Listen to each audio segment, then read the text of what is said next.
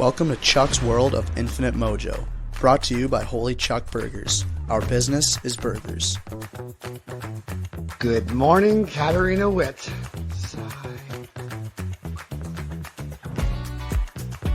There's no such thing as bad boys, only boys with bad hair.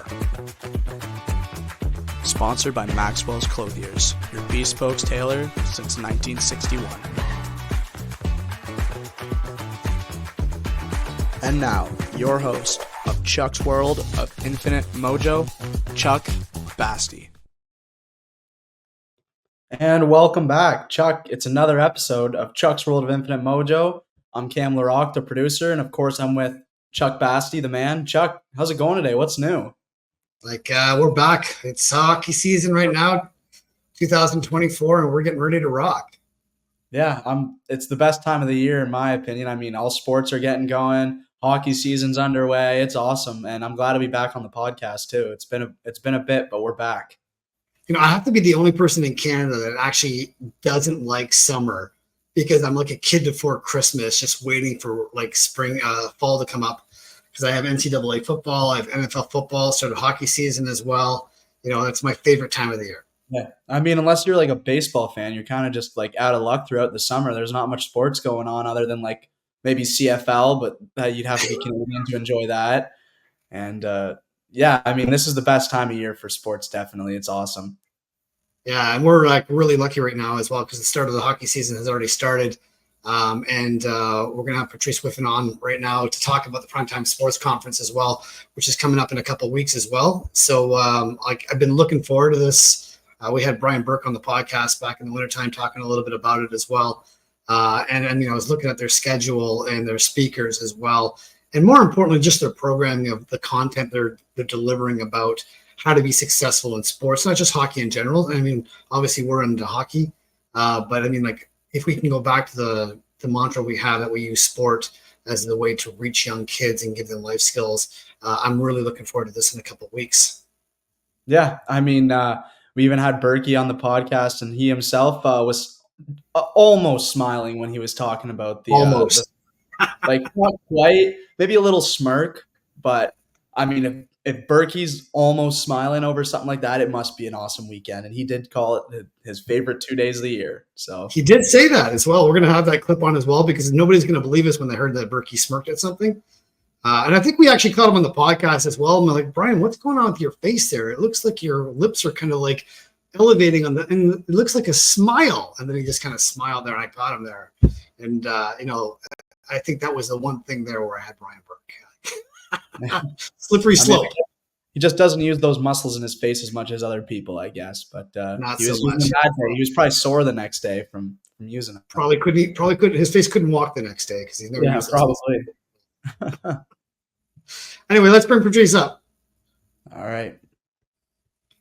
There we go. Patrice, welcome to the show. Thank you. Hello. Thanks for having me. Excited about this. And yeah, you know what?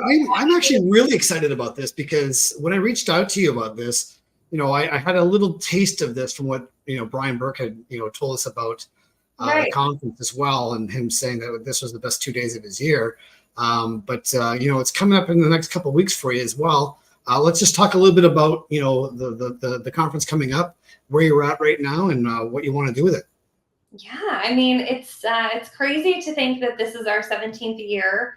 And it's even crazier to think that I've been involved since the beginning because I feel like that makes me sound so old when I reflect on, you know, being there 17 years ago when it all began. But the event has grown significantly, of course, in 17 years. It's become a staple of the Canadian sport landscape as far as being a bit of a family reunion for people in the sport world to come together, share ideas, to debate hot topics, discuss things that are working, things that aren't working. What does the future look like?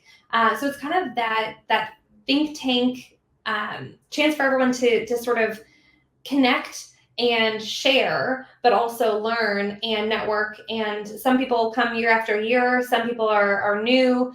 And so it's just a really inclusive and fun environment to debate all sorts of different things.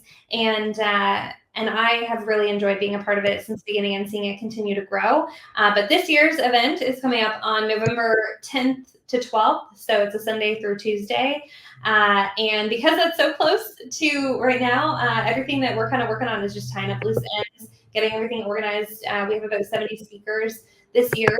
So lots of different people over the course of 2 days. And then the event typically ends up having about 550 people in attendance. So it's a big event, lots of moving pieces, but excited that you're interested in chatting about the event, and I really appreciate you having me on.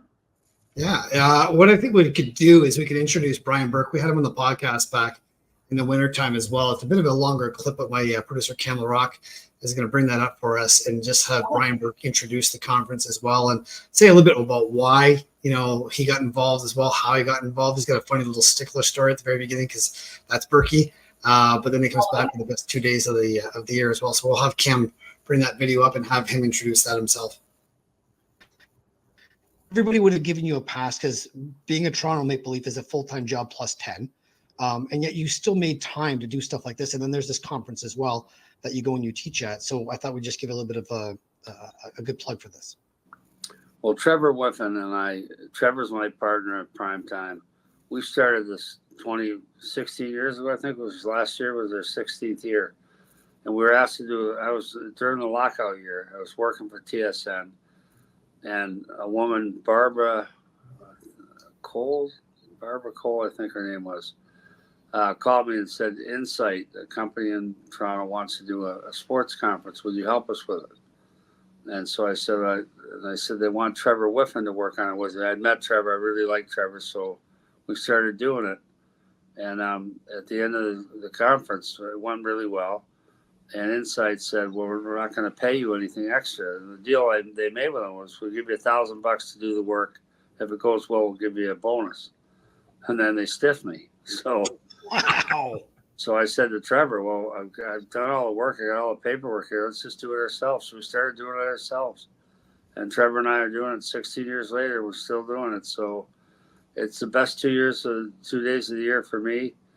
Sportsnet's a sponsor, and we have a great time. I love teaching. I love Trevor's really good at it too. So we get the top people in sports from all around the world, and we get the top sponsors. And it's just an amazing 2 days. So thanks for bringing that up, Chuck. I appreciate that.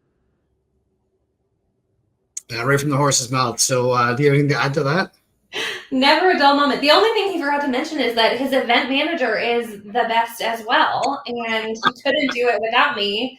And I think you just cut the clip a little short there. I think that's what he said next. But no, all kidding aside, Berkey and I obviously go way back and have a great relationship. And I'm sure if I bugged him about it, he probably actually wouldn't bug me back. I think he'd say something along the lines of he definitely agrees with me. But yeah, no, it is honestly an incredible event. I mean, he told the backstory of how the kind of brainchild began between him and Trevor back in the day, and I wasn't involved in any of those things, so I don't know the entire story, but I do know that the two of them really strongly believe in putting on an event that is in Canada, because these things exist in the US and have for a long time, but in Canada there really wasn't anything like it, and still really isn't anything like it. And it allows Canadians, but also the global community, people come from all different countries to debate these hot topics and share best practices. And it's a really cool opportunity to come together and share and give back to the Canadian landscape, but also those that coming from abroad. But at the same time, it's one of those things that I have to say, because Berkey mentioned, that the other companies stiffed him. He does not take a single dollar out of PrimeTime. Like, this is not something that he does to make money. It's not something Trevor does to make money. They don't take any money out of this event. The two of them are, successful in their own rights from a business standpoint. And this is something that is really a passion project for both of them. They love being able to host this event, work with partners, bring brands experiences to life, again, share those best practices, help other people learn from the leaders in the sports business and network with them too. And so it's, again, a really great opportunity for everyone to connect, learn, grow, develop, network. It's a family reunion every year of the sport world. Yeah, and I'll give Berkey another plug here as well, because I first met him about 15 years ago, maybe 18 years ago. He had just got on board with the Leafs at the time, which is obviously a really big gig and like a thankless job and an endless job on top of that.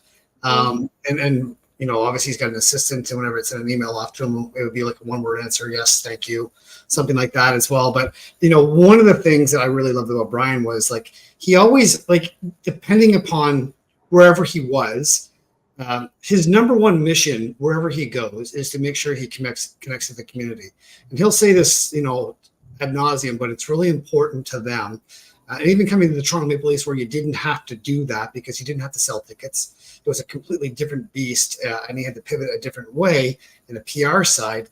But, you know, when it comes to like working with minor hockey associations, he takes time out to tell young kids who are in college about how to apply, what to do, what they're looking for at that level for interns and all these things. And he didn't have to do any of those things because he's a busy guy and nobody would have, you know, bothered him for saying, hey, listen, give back more.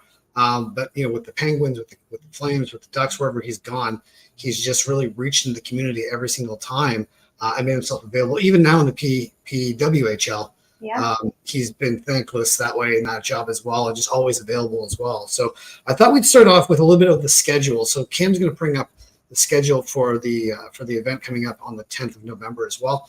It's at the Harbour Castle West in downtown Toronto, just south of the Scotiabank, or I guess Scotiabank Arena now is what they call it as well. So we'll take a picture of that. We'll give you everybody else a view of that. And I thought we'd just start to go over a little bit of the programming as well, just to start off with and talk about the case study that you have as well that you're going to be launching on Sunday, I believe. So I thought you'd speak a little bit more about that. Yeah, absolutely. I mean, as you can see, the 3-day event is pretty jam-packed. Everything that happens on Monday and Tuesday, it's, you know, scheduled to the minute, which is fantastic, and so many different topics, you know, from partnerships to EDI to marketing to how to negotiate a player contract. So lots of different things. Starting with the case competition on Sunday, that is an opportunity for current students. So you have to be a current student to enter a team into the competition. You get given a case 24 hours in advance. You have 24 hours to work on your solution to that case. And I mean, by case, I mean problem. So it's a several page problem. Sometimes there's appendices that are included in that. And basically, the students have to do their best work to come up with some sort of creative solution, and they create a presentation, and that presentation gets submitted to us. And then the next morning, that's Sunday morning, after working all day Saturday, they present their case to industry judges, and teams get narrowed down from, you know, a big grouping to a final winner, and they collect judge feedback throughout the case competition, and it becomes this really cool opportunity to apply your skill set that you're learning in school while you're still in school, have the ability to present in front of industry judges. The number of jobs that have come out of the case competition is incredible. We love hearing those success stories. And then also, even if you don't immediately, you know, parlay it into a job, or don't immediately turn that into sort of your next steps in your career, it's this really great opportunity to, again, apply your skill set, look at things critically. And from the judge's perspective, they've received, like, the problems that they're submitting, they're real problems. This year it is based around EDI and sort of, I won't say anything more, but it's based on EDI. And so people come to this problem from so many different angles. Some people are in marketing programs, some people are in finance programs, some people are in media programs. So they're approaching a problem within the sports industry from their own perspective, and it allows the industry judges to really dive into the problem and see it from so many different lenses, and then provide feedback and hear how that solution continues to evolve. And it's just this really, really cool opportunity for not only the students, but also the industry judges to learn and contribute, and again, share ideas. So that's where we begin, and then we roll right into our welcome reception that evening. I think that's genius, because honestly, I think, especially with EDI, and hats off to you for doing that as well, because there's no shortage of that conversation. And again, I see this over and over again, and sometimes I take it in the teeth, with some people who get defensive about it. And I'm just like, listen, we're not saying that like it's too much or whatever. But what we are saying is that we can make it more inclusive for more people. And if we can do that, that's the point of EDI, is to make sure that we can make more inclusivity for all people, especially after the Hockey Canada scandal that went down as well. Like, we're here in the junior C world. That's where I roll with the Allentown Attack and Major Junior as well. And it really is just opening that conversation to parents about keeping their kids safe in an environment. Like what Sheldon Kennedy, has spent 20 years into the platform as well, keeping kids safe on that platform, making sure that they're heard, that they're understood, that they have resources, that they are able to process emotions. These are the things as well that we think we should create in sport. So that way, when they get in there and they have their passion, whatever they're connected to, they can actually use that intensity or that passion of what it is, hockey or sport or whatever that is, and then be able to learn these life skills moving forward as well. And like you said, for students as well, this gives them a really good opportunity to jump into the big boy league and then be able to play in those waters as well. And then take some swings and get out there and find out what your perception is, where your perspective is going, and then you guys can learn from that as well. I think it's an absolutely genius idea.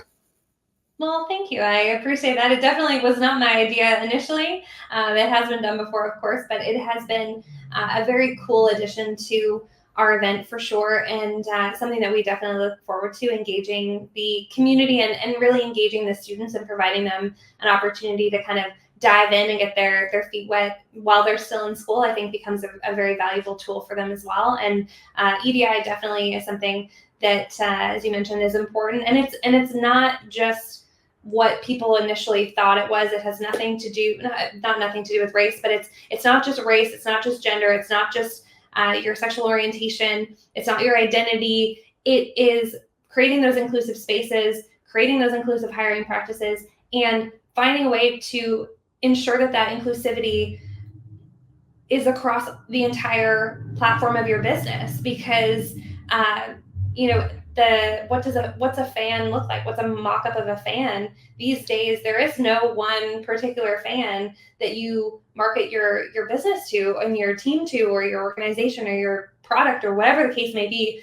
Everyone is so different and has so many different pieces that make them unique. And so it's understanding your fan base can effectively change the entire way that you do business, and not only be inclusive because for the good of our hearts, but also being inclusive is also good for business. It is good from a profitability standpoint, because people buying merch, people buying tickets, people streaming online, they're all different types of people. And so not only is it, the right thing to do, it's also a very important business strategy as well. And so I think tying those two things together will be a really important piece for sure.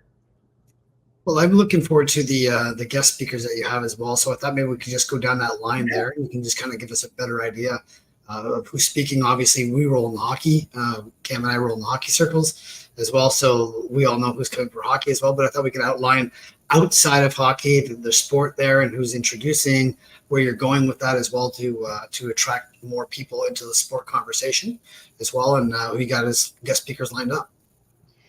I mean, as I mentioned, we have about 70 speakers this year. So we have speakers from definitely the hockey space, of course. There's an obvious fit there with Berkey and Trevor both working primarily within the hockey space. But, we have people who work with Swimming Canada, Rowing Canada, with the Indy in Toronto, with the partnership side of things, because a lot of sports, there's partners who are maybe not sport specific in what they do, but they do so much work within the sports space. So we have people from, Carlsberg and ticketing strategy side of things. And we have people from various teams, leagues, organizations. This Sunday night, we are focusing on the rise of women's sports. So WNBA Toronto is in the process of launching. We're happy to feature them. It's really So, I mean, we have Gary Bettman, the commissioner of the NHL, and that's an exciting piece, of course. We've been very fortunate to have Gary many of the last 17 years. But as far as kind of building out from where Trevor and Brian sort of start, we're able to integrate so many different people, perspectives, teams, organizations. You know, we have people from the CPL, the CFL, the NHL, the MLB. Like it's the full kind of gamut of people who can provide differing perspectives and share best practices across different sports and sport communities as well. We have people from the agent side of the business. We have people from, you know, the event and experience, like who's running the Super Bowl, who is the behind the scenes person bringing some of those pieces to life. And so being able to integrate them all in one room for the span of 2 days, it's, you know, an incredible opportunity. Yeah, well, you mentioned women's sports as well, and I'd be remiss if we didn't bring up the PWHL as well. I was very lucky last year and grateful to be able to cover that in the inaugural season with PWHL Toronto as well. There we go. So Cam's just going to run these slides as well. Amazing. Like, I mean, there's a smile that he's just so well known for as well. I said, Berkey, smile. He's like, I am smiling. And then I took the picture. Yeah, that sounds about right. And there he is on day one. It was the New Year's Eve game in Toronto at Mattamy Center as well. There's Jane Heffer next to him in his office as well. But I mean, the crowds at the PWHL games this year, that was opening day as well. Billie Jean King came to drop the puck for that, and there she is there with Jane Heffer as well. And just the energy in the room, the hope, the vision of younger girls that are there, just seeing what is now possible for them, because this is the very first game that they can go to and see as well. We were lucky to go to the Scotiabank game as well, which just blew my mind. It was the loudest I've ever heard that arena in the 15 years that I've been going down there as well. And there's $50,000 that Sarah Nurse donated to, charity on that game as well. Like just really touching all these, it was almost 20,000 people there at the game that day as well. And just the excitement. I went down just to see the people coming in to the metal detectors to the doors as well, just to see them all coming in. And it was just lined up down the road. And there we are at the Game 7 of Boston final in against Minnesota and Boston as well, when the trophy comes out. And it was Game 7. Drove 8 hours just to get to that game as well. It was standing room only. There's Berkey up there in the box without his tie being tied. Yeah. If anybody wanted to take a shot of him, they know exactly who to look for, because I know that tie gives them away as well. But and there's the trophy coming out as well. And I was down on ice level just to kind of like take that experience in, get those shots. But I mean, the inspiration, and Boston lost. And they all stayed. I mean, it was really amazing to watch people, connect to something bigger than the team. Minnesota ends up winning, and everyone wanted to watch that because they knew it was history in the making when they're seeing the trophy being presented as well. But women's sports as well, obviously, it's a huge thing. We can now piggyback off this one season. Now they all have names as well. So I thought we'd just go into a little bit of your take of women's sport as well, starting with hockey and obviously going to the sports as well. And what's your take on that? I mean, I think it's an incredible time that we are living in for women's sports. There has always been a fan base for women's sports. There have always been female fans, and providing a platform for us to finally showcase the incredible talent of these athletes is amazing, and definitely something that is so great to see finally come to fruition. Although I feel like, this should have been years and years and years ago, but very pleased that it's getting started. And again, the turnout of fans, the way that they're embracing them, teams are running out of merch because things are selling so quickly, and brands are, putting their hand up to, hey, I would like to partner. And I think finally what we're noticing is, okay, who is your fan? And there was this traditional kind of thought that the fan was a white male. That is not who your fan base is anymore. And I know that there was obviously some truth to it at the time, but Canada is a cultural mosaic of people from all over the world, all different backgrounds coming together your fan is now someone from India, someone from Australia, someone from Brazil who have moved to the country, and then people also globally who are tuning in to follow their favorite team player, because someone showed them, or their, the world is a completely global community with the internet. And so I think seeing women's sports grow is incredible. I'm so excited to continue to watch things progress, and cheer on my friends who are in that side of the industry, both as athletes and as industry workers, kind of bringing this to life. But I think seeing the support of the fans, seeing the support of brands, it has to show the naysayers that they were wrong, and there are female fans and people who maybe aren't female, who want to watch women's sports, and that was always another kind of criticism too. It's like, well, only females are watching female sports. No, if you look at that crowd there are lots of different people, lots of different backgrounds, and I think that's the important thing to really hone in on is it's great that we have female sports, and it's great for the sport community that we have more platforms for women in sport, but also looking at, this is really good for business. And I think brands are starting to realize that this is a great opportunity. And so if you are one of the naysayers out there, I challenge you to go to a female sports game and see just how passionate the fans are, how talented the athletes are, and immerse yourself in that experience, because it's contagious and you're going to want to continue for sure. I totally agree. I mean, like, even covering those games, I guess I got to about 15 of the women's games this year with Toronto. And I was just really encouraged by how many fathers were taking their daughters to the games and were sitting there, and they weren't rolling their eyes. And there wasn't this whole toxic masculinity, that you have to like browbeat the guy over. It's like, just like do it for your kid. And they actually really enjoyed it. The energy was infectious, like you said. And I think that, on a sponsorship side, one of the most encouraging things I saw, especially, having worked in the hockey world for 10 years that way, is just really creating the avatar of what you said, of who is your customer. Because you're right, not all white men like myself are going to be customers of everything.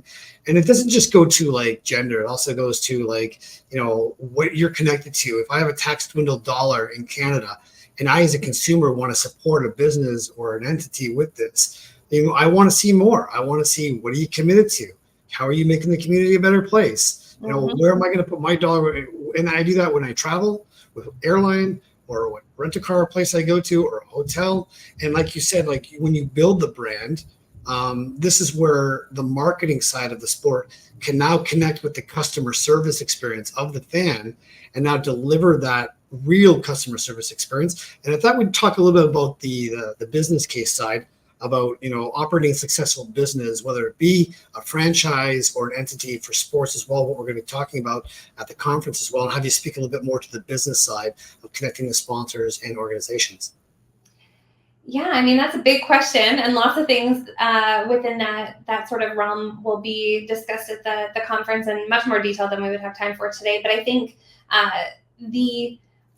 one of the topics that we have this year is growing the game, and regardless of what the game is, growing that game, growing the fan base and retaining those fans, and what are organizations doing to remain competitive in a crowded marketplace where there's lots of attention for how you can spend your dollar and how you can spend your entertainment time too, because time is money to people, and that's like the one thing that you'll never get more of is time. And so I think the transition within sports organizations to not only focus on winning on the field, on the ice, in the on the court, whatever the case may be, but also how to continue to adapt to the ever-changing world and fan base kind of outside of the actual athlete portion, I think is really important. What are teams doing to give back to the community? What are teams doing to connect with fans? How are they growing the game? How are they getting out there? There's so much that can be done, and some teams are doing an incredible job of doing that.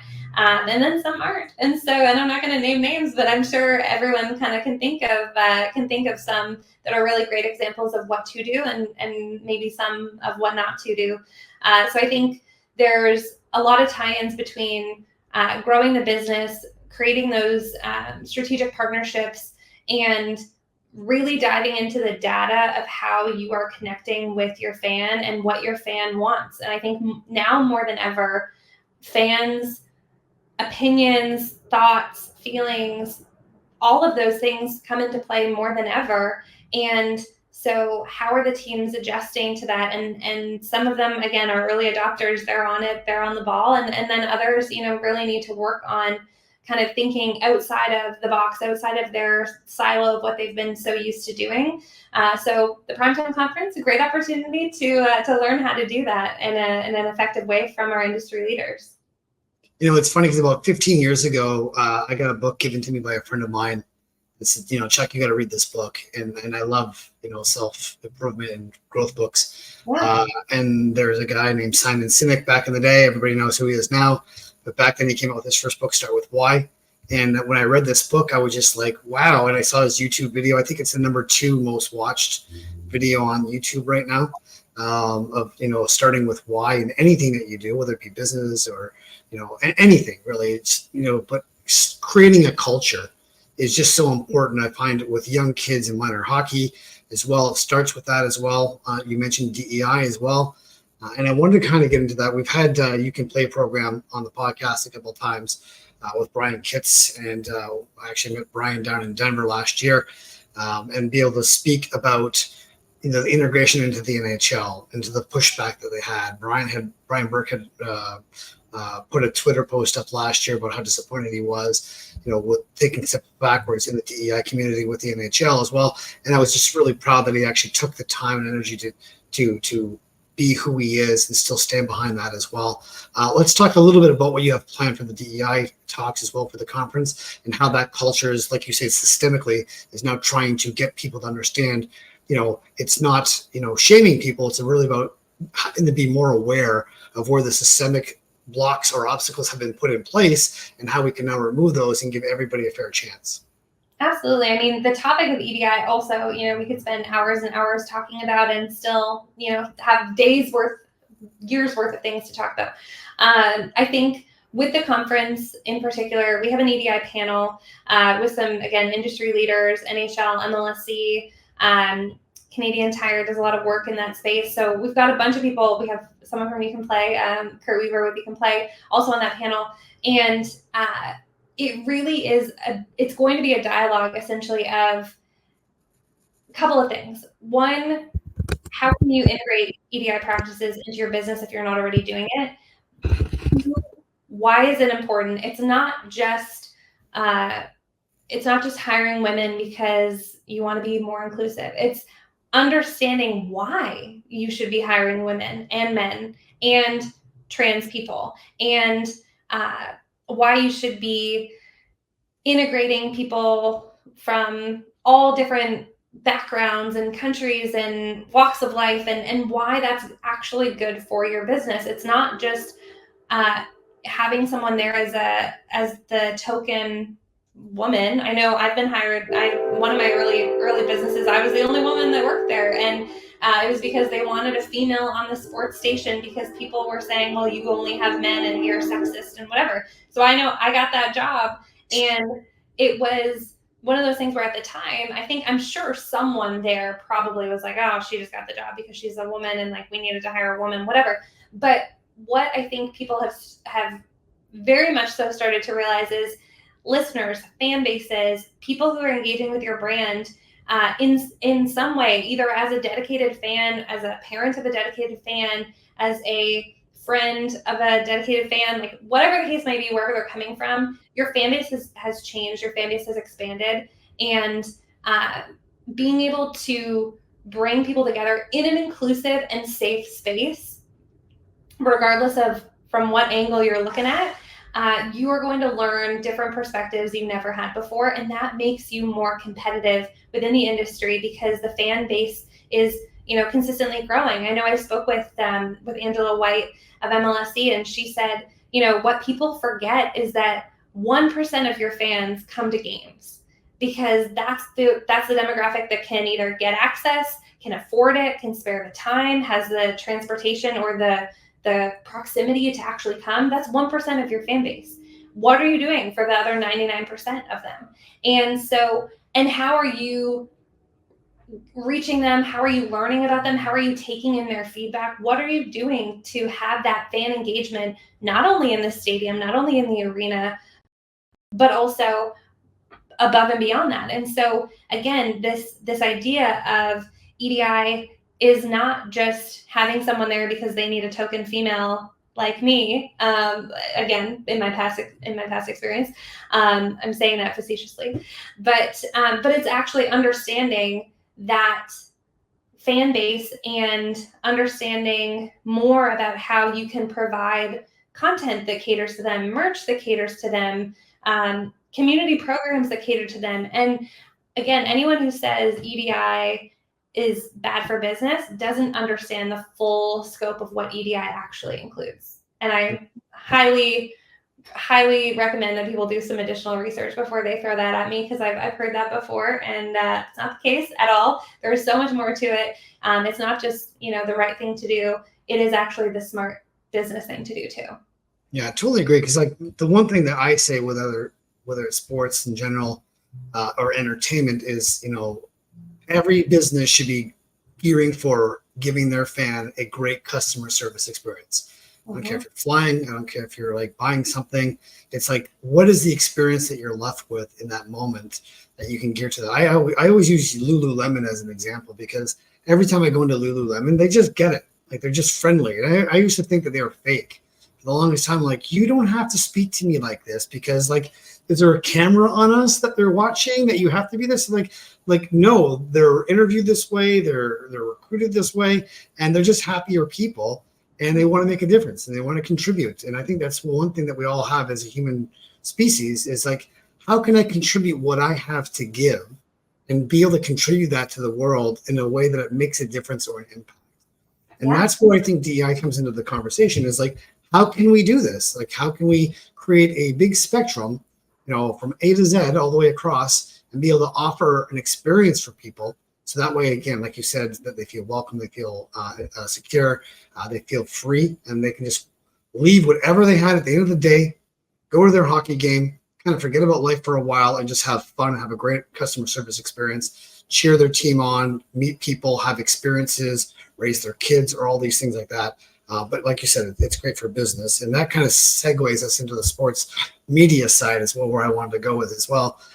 Because there's another thing that we have that's changed drastically in the last 10 years, obviously with podcasting. I remember when I first started podcasting in 2012, most of the NHL clubs at that time, there's some of them were ahead of the curve.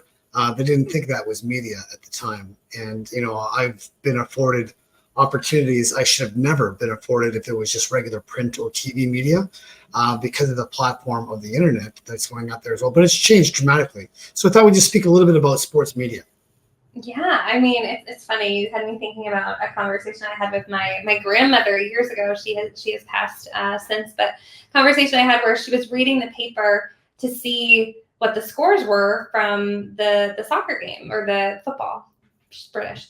And I was like, you're reading the newspaper? Like that was a foreign concept to me, but that was the media outlet. Like, if you wanted to know something, you had to read about it the next day in the paper. Now everything is instantaneous. You're so connected, regardless of where you are in the world.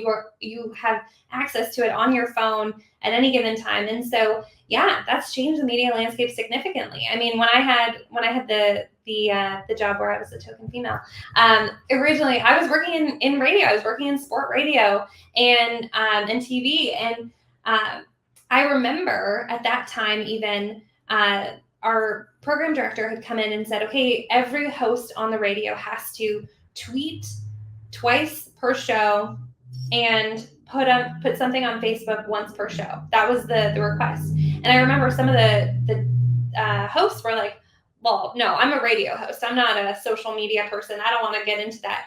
You have to. If you can't adapt, you are out. And I saw that happen to some of my great friends who refused to adapt and who refused to look at the changing landscape, and that is continuing to change. And I by no means am an expert in the sport media space. There are lots of people. There's people speaking at the conference who are, but I know enough about that world and how things have continued to evolve. I work with the Hamilton Tiger Cats as their sideline reporter, and they have the Ticats audio network now, which they used to have a TSN radio station in Hamilton. That was one of the stations that ended up getting cut because of funding. So they pivoted. They found a way to still access their audience and still have a way to promote their brand and promote their stories and tell all the stories about the games, the players, all that sort of stuff. They created their own Ticats audio network, which is effectively a continuous podcast of all different things put together. You can listen to it on wherever you get your podcast, but and that's not necessarily a plug for the show, but it's finding ways to continue to adapt, to continue to grow and access people. And it really is this kind of ever-changing landscape. And, people who want to resist it, I know I work with some clients as well who they're like, TikTok is not for me. Okay, that's fine. If TikTok's not for you personally, no problem. But TikTok has to be something that your brand gets into, because if not, you're missing an entire group of population who that's where they get their news. That's where they find out about events. That's where they go for information. And again, you could pick any platform and begin to talk about it that way. But I think the ever-changing landscape, it's only going to continue to change, and you have to continue to grow and learn and be open to that. And that's something that not everyone is open to. Some people think they know everything, and that's great. And I'm sure people know a lot of things, but you don't know what you don't know. Like if something new gets released and people flock to it because it's a cool new platform, you have to learn it. You have to be open to learning and adapting and be open to that change. Otherwise, again, your business won't have that longevity. And so I think the sport media space and debating those topics and how they're accessing fans, how they're partnering with the different brands that bring in that revenue and how they're making money, constantly changing, and you have to be open to learning in order to grow. I remember this. I'm going back years now. The Battle of the Blades on CBC. Sandra Bezic was such an instrumental person, way ahead of the curve with creating that program, because she got like people like Ty Domi and Bob Probert and guys who would never be on figure skates at all, or figure skating, for example, but because they were skating for their own community or their own charity. And I remember there was one guy named Brian Savage who we were doing a lot of work with as well on my podcast in that season, and he was probably, I think he made the top 3, but when he made the top 3, he had no business being the top 3 on a side of skating of level of talent. But because the component of Battle of the Blades was like community, and you could vote in for your person, and the social media following that he had at the time was so massive, it kept him safe in every single vote week after week after week. And that was when I really looked at the power of like social media and like the marketing side as well, because there was an intangible value there that brings to the table. And the junior C, the junior B, the junior A, the major juniors in Ontario, across Canada, that's one way that the fans are all now getting engaged in all their content for their community, for their small businesses, for their sponsorships, for the whole business model on that. And I thought we'd just talk a little bit about, because like one of the things I would like to see is my junior C community come down to the conference and really see how to run a successful organization, how culture works, how sponsorship isn't just donation of money. What's the ROI you're giving your sponsor back in terms of marketing or branding or edification or any of the intangibles that the sponsors want? Because at the end of the year, I hate going back and asking for money because it's glorified begging. But if I go back to that sponsor and say, hey, we gave you X amount of views on TikTok or Instagram or Facebook, and here's the inherent value of growing your following, and we actually, had you be the title sponsor of this, it makes a huge difference in connecting the business side of the sport into something where you might have a customer become a fan or vice versa. But I thought we'd just speak a little bit about the business side and the social media side and the connection side of what you're speaking at the conference, so that with these organizations can actually come and learn more to help their teams, their communities, their small businesses, and then have them grow more.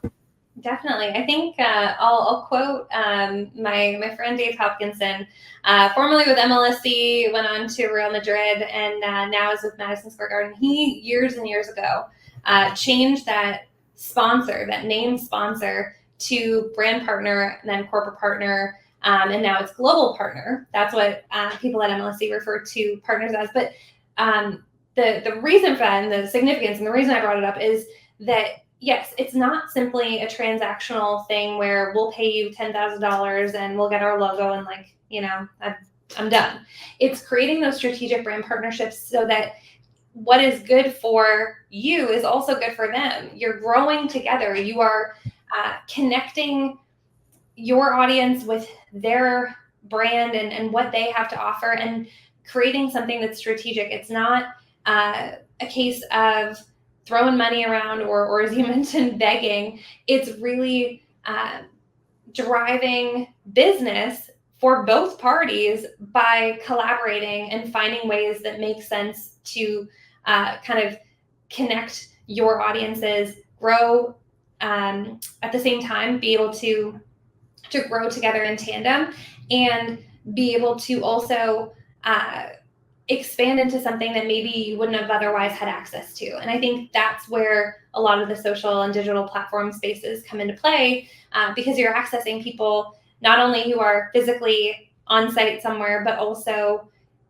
someone globally can find anything on the internet. So finding ways to expand their business and grow their business through those partnerships, I think, is just an invaluable tool to continue to expand. And I think the people who think that sponsorship is just, oh, well, I paid some money and whatever, they're looking at it from a very narrow lens. They need to look at the full scope of, how does this connect me with my fan? How does it, or fan of the brand or fan of the team, whatever, how does this connect me with them? But also, how can I learn and what information can I take to make what I do better to continue to provide either products or services that cater to my audience? And I think that's a really interesting way to look at it, but it's something that you'll see brands that are doing stuff like that are doing a really great job. And then brands who are looking at it as just, oh, well, I don't have budget to spend money on something.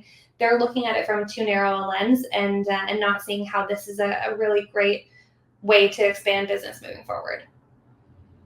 I wish you could actually have that in your back pocket. I could just take you with me as we talk to our partners in the communities about this as well, because I think I've been banging my head against the wall just trying to get this across. Because to me, in my experience, hockey has just been so like breathing. Every single year, sponsors just donate money every single, because that's just what they do, especially in small towns.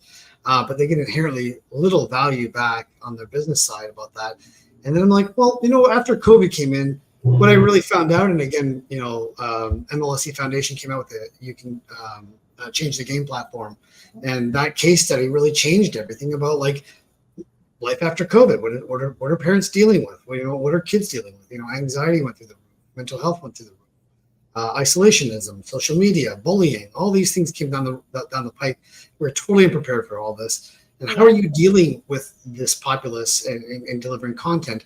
And that was an ideal spot for sponsors to come forward and be able to be the advocate for that topic, or be able to be the brought to you by this person for that content delivery. And what I'm finding in the communities is that the communities are looking for more, and they would pay more money. They would be able to connect more if they just saw that the value was there. But it's really about breaking down that paradigm. And this is where I feel like I'm taking this in the teeth lately, is trying to create the hierarchy up top, because I'm going to generalize here, but there's people there that have always been there in small towns, and they've always had that title, and it's self-serving, as opposed to how do the kids get impacted with this, and what are we doing for the kids, and what type of program are we doing, and what kind of world are we bringing them up into, and how can we tie in this programming so that way we make their hockey experience great inside the small community.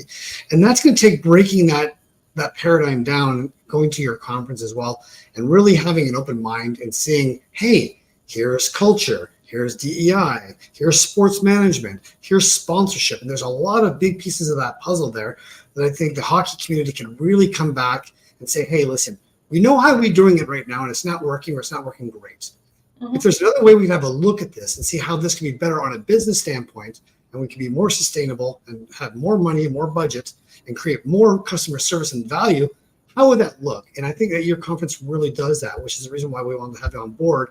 So I thought we'd talk a little bit about like what value that you bring to the table, that you're reaching an audience of people that could be seeing something for the first time on the podcast or otherwise, and just say, hey, what's the value that we can get in a new perspective that we can do things differently and benefit from? Within the context of the conference specifically? Yeah, I mean, you kind of said it in that regardless of where you are in the sport world, if you're at the junior level, if you're at the pro level, doesn't matter. You're still going to learn best practices, ideas, things that worked, things that didn't.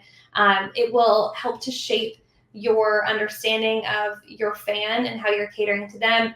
It will help you understand how to create a better workplace for all of your employees. One of the things that, is a hot topic I know you discussed too is stress, burnout, culture, and morale can definitely play into that. How can you create a space that, people feel invigorated and want to be a part of? How do they feel heard? How do they put their best foot forward and work really hard for you? Because that's also a tricky subject too. Not everyone wants to work hard, but especially not if they feel burnt out or unappreciated or any of those things. And so, or feel defeated because, things aren't working. Bring them to the conference and they see, again, what's working in all of these different organizations that they can bring back and try, but also have the ability to present their challenges to these industry experts. There's a question period too of each panel where you can ask someone, hey, you're with the Blue Jays, I'm with a minor league team. This is something that we've done. It didn't work. How would you, from the Blue Jays lens, approach something like that? And it gives you that opportunity to, again, learn from not only what people are doing, but also provide your own experiences and ask for feedback in that space too. And I think that that's a very amazing opportunity that wouldn't otherwise happen, So I think that's something that is a unique selling proposition, we'll say. Yeah, and the other thing I think that you guys really corner, obviously, and I've saved the best for last, is the coaching aspect as well. And what I found working in the school system, working in the minor hockey, the junior hockey side, the major junior side, is that generally speaking, I'll speak generally here, the smartphones these days, and I'll put this up so that way people know what I'm talking about. Information is just so readily available at any one given time. And I think I'm 52, so I'm a Generation Xer. I think our generation was the last generation that before that technology came out, and we've had to adapt to it, but we weren't reliant upon it, and we certainly didn't take it for granted. It's changed the dynamic. It's changed the dopamine spikes. It's changed the serotonin levels of kids' brains, the focus, attention spans now are very, very minimal. Which is hard for a long-winded person like myself.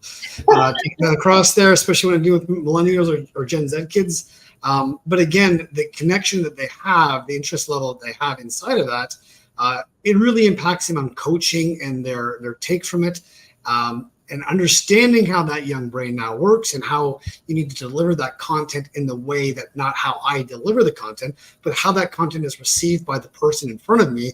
So that way it's best absorbed. And that way it'll benefit them better as opposed to, so now I have to adapt my communication skills and coaching to deliver that message so that way the kids get it, which is hard for me because I grew up in the Army. My dad was in the Army, so I grew up on the bases my entire life. And my dad basically said if the principal says it or the coach says it or another adult says it, it's the same as saying I said it. And now that doesn't fly anymore. So dealing with these kids in the school system, dealing with them in minor hockey and delivering that content, I thought we'd talk a little bit about coaching and techniques that people will learn at the conference as well, and the speakers there of what they're going to be delivering that in order to pivot this and to give this content so that way people will understand better techniques of how to deliver this content. Yeah, I mean the conference day 2 is a little bit more catered, and when I say day 2, it's Tuesday, although it's a 3-day event. Tuesday is considered day 2 because it's a 2 full days, Monday, Tuesday. But Tuesday is typically a little bit more catered to the team operations side of things. So people on the they're not necessarily selling the tickets, they're not marketing, they're not dealing with fan engagement. They're actually dealing on the team side, and so. Anything from negotiating player contracts to managing, an elite player. How do you approach them? And kind of to your point, how do you zone in and connect with the elite player when they've grown up in a totally different world than you? So how are you getting through to them? How are you connecting? How are you ensuring that you get the best out of them? Looking at things like any sort of team related issues. So we have a lot of different speakers on Tuesday specifically who are going to focus on those pieces of the industry and talk about things that are working for them in their various organizations, whether it be at the Players Association side, but also from a league level and from the more rule side of things and kind of creating the infrastructure of teams, leagues, and organizations, looking at things through a bit of a different lens as it connects to players. So I would say Monday is definitely more business side focused, and Tuesday is definitely more team side focused. So learning how to connect with your players, how to negotiate on behalf of them, how to create that culture of inclusivity, how to ensure that you're connecting with them in a way that makes sense for their era, for their timeline. It's funny, to your point. I remember someone much younger than me saying like, "Oh, I can't believe the Titanic is a 3-hour movie. I would never watch a 3-hour movie."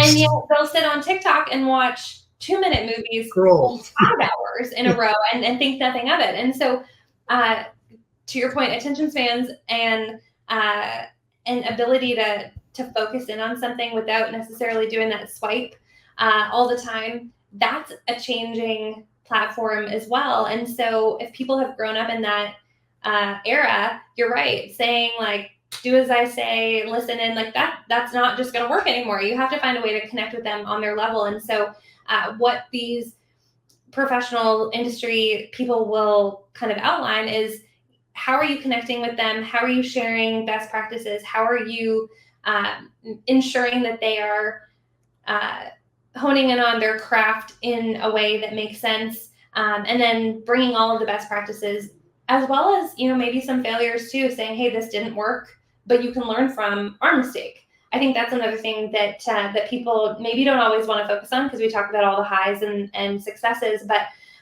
also what's discussed is, hey, you guys made this decision, that didn't work for you. How can we learn from that? And I think that's something that's also important to know, because you won't always get it right, regardless of where you are in your career and what industry. You won't always get it right. But again, going back to my point of always learning, always growing, always being adaptable, that's part of it as well. If you fail, at least you learn from that failure and you're able to tweak your technique moving forward. And so I think that's something that will be more discussed in much greater detail than myself on Tuesday at the conference. That's November the 12th. Well, you bring up a great point about failure as well, because I'm going to be going into the school system next week to talk about this exact same thing, because the success coaches in the schools are all talking about this. But one of the things we've identified is kids' relationship with failure these days, because they didn't get it right, and how they take it personally, and how we can now shift the context of like, failure isn't you are a failure. Failure is like you found a way that didn't work efficiently. And if you can change the context of how that failure is, that just because you failed doesn't mean you're a failure. It just means you found another way that didn't work efficiently, and you can keep going right now. And there's other ways that you can find, and then creating that context now allows you to not sit like, I remember back in my day when I would fail greatly, I'd be sitting 3 days in the fetal position in my bed with a reach around, just trying to give myself a hug and try to talk myself through it. It's okay. Like, and Saturday Night Live had that one skit about, I'm good enough, I'm smart enough, and gosh darn it, people like me. Because that's a real thing. Like, when you get smashed in the face like that. And what we're finding nowadays is these kids have very little resilience and perseverance. And it's about giving them small wins. And if you give them small wins, then you can give them some sort of confidence. And once they have confidence, then they can actually sit in that pocket and then deal with the hits and then keep moving forward and then finding out how we used to have to always go through. But now that we're all helicopter parents at my age, making sure the little Jimmy doesn't get his knee skinned, whereas my dad says, oh, go ahead and skin your knee. Let me know how that works out for you. And I'm like, that sucked. I'm never going to do that ever again. And I learned, but now, like, all this technology is really stopping these kids from having this perseverance or this ability to persevere or be resilient inside of failure or inside of not having what they want. And I think it's a huge topic right now that we really need to start to address. And again, if you can think critically, then you can actually get through that point and then sit in the pocket and be able to have your state be down where I'm not elevated, I'm not triggered, I'm not activated, I'm not upset. My emotions aren't taking over and then producing really poor choices or results in the meantime, whereas I can manage my states and then sit inside of that. And then I think if we can start teaching the kids that, they'll use the technology and they'll be able to supersede my generation by 10, as long as they have that distinction. What are your thoughts on that? No, I definitely agree. I mean, we live in a world of instant gratification, instantly want to feel, and everyone wants to also feel happy all the time. And that's another struggle. And look, I understand that I want to feel happy all the time too. But I think to link this idea to what we're talking about is it's okay to not be happy. It's okay to fail. It's okay to make a mistake. It's okay to lose a game because you're learning how to work through challenges. Life is never going to be perfect. And so if you can learn how to effectively work through those challenges, work through those highs and successes, but also work through those lows and those failures, you'll be so much more content overall in your life. The lows won't hit you quite as hard. The highs will still be exciting, but you'll know to appreciate them more because you've had that failure and that kind of juxtaposition of the two sort of emotional feelings. And so I think that you're right in that not like humans of all ages, but especially the kids, they need to be taught how to move through life with the ebbs and flows and know that it's not always going to be smooth sailing. That parent is not always going to be hovering over to protect them from everything.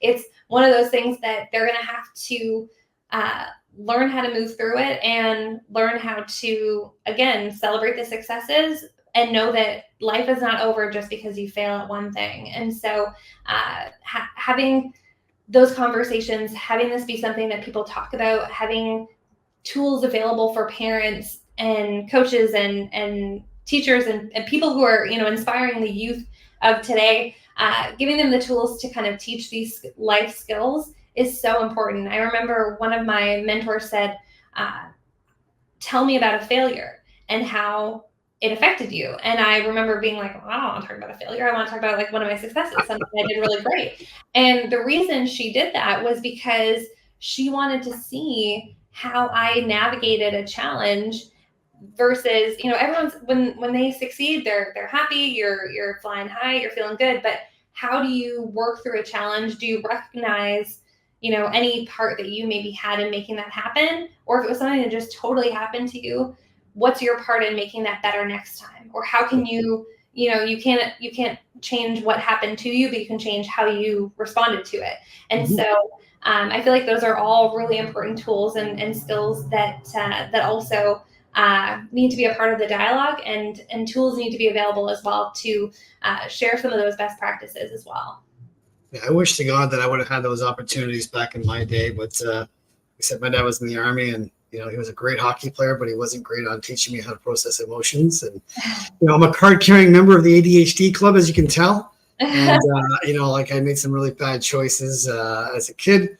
But again, I've learned from a lot of those, which is the whole point of it as well. Yeah. I'm really looking forward to the conference coming down on the 10th and the 12th. November. Before we go, I know that this is a really, really hard thing to put on. It's immensely big. You've got 70 speakers. They're all world-class speakers as well, gurus and experts at every level that they have.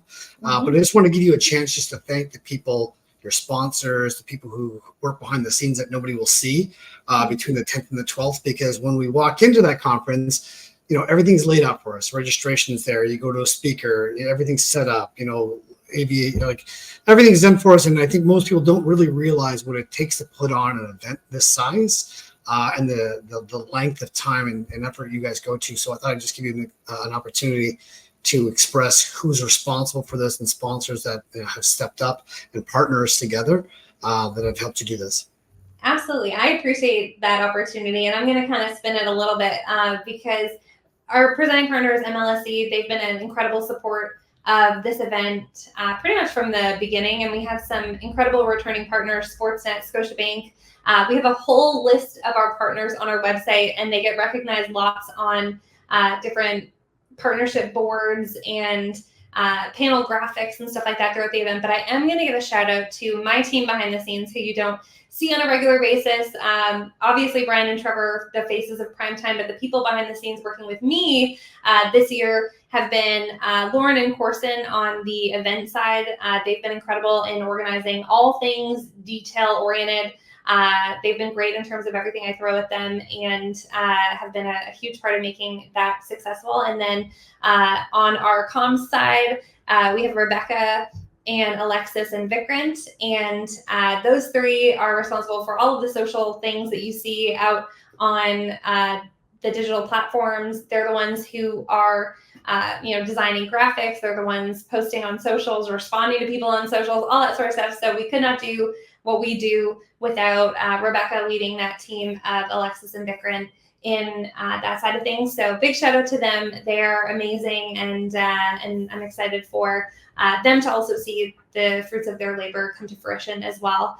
It is a very rewarding moment to see things kind of come together. But you're right, definitely giving a shout out to them is super important, as well as, again, all of our partners, all of our speakers, all of the people who have spent their hard-earned dollar to register for the event and make this something that is financially feasible. I mean, we host it downtown Toronto at one of the most expensive hotels that is available.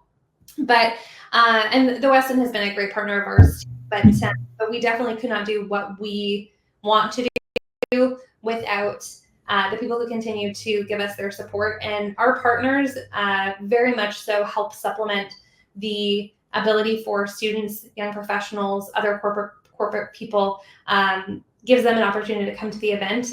We have not raised our prices in 17 years, which is pretty amazing. I don't know too many companies that can say that, but it was really important to Brian and Trevor we don't want to raise prices. That's kind of the worst case scenario is we raise the prices. What they want to do is offset with partnership dollars. And that's what our partners and our trade show exhibitors allow us to do. And so that's also a really cool thing as well. So thank you to them. Yeah, of course. I'm usually away during that week, and I have been for the last few years on NHL road trips and whatnot. And I always have spent Remembrance Day away from Canada in the last 3 years, especially after COVID as well, that the hockey season has gotten back up and around. So This is one treat that I'll be back in Canada as well. And as obviously as a base brat, Remembrance Day is really important to us as well. And it's been years since I've been down at Old City Hall for Remembrance Day as well. So while I'm down at the conference, I'll also go up Bay Street and pay our respects to the cenotaph and come back down. But I'm really looking forward to meeting you at the conference this year as well. And I want to encourage everyone to go onto the website. We have the tags up there, primetimesport.ca.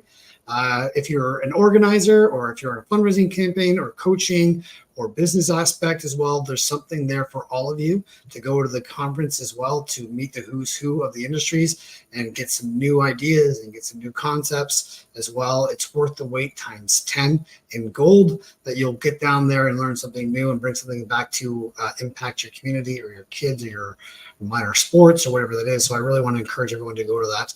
And Patrice, I want to thank you for being on the show. Yeah, thank you so much for having me. I really appreciate it. I feel like the hour just flew by, so thank you so much. You really did. Thanks to Patrice Whiffen for coming on the show as well. We'll bring our producer Cam LaRock back up here and close up as well, as Cam always gives us the insights of what he sees from his point of view as a producer. So Cam, what'd you think? Man, Chuck, there was a lot of great things said in that past hour, but one thing I got to make sure I bring up is thought it was hilarious how Patrice was talking about a younger coworker of hers who had never seen the Titanic because it's 3 hours. That's the exact reason why I haven't seen the Titanic. So I was just like, man, like she's talking You've about. not seen Titanic? I haven't. I have not seen it.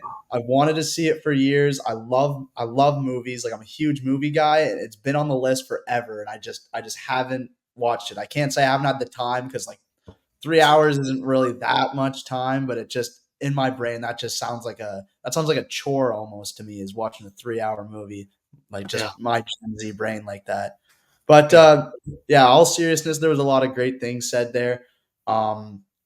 I think I need to get down to Toronto for that sports conference, just trying to break into sports broadcasting and everything like that. And especially I can only think of classmates of mine from Fanshawe College, people just like me who want to get into sports broadcasting that did the television program and the journalism program. We have a lot to learn from something like that. So yeah, if my boys are watching, I'll see you there. How about that?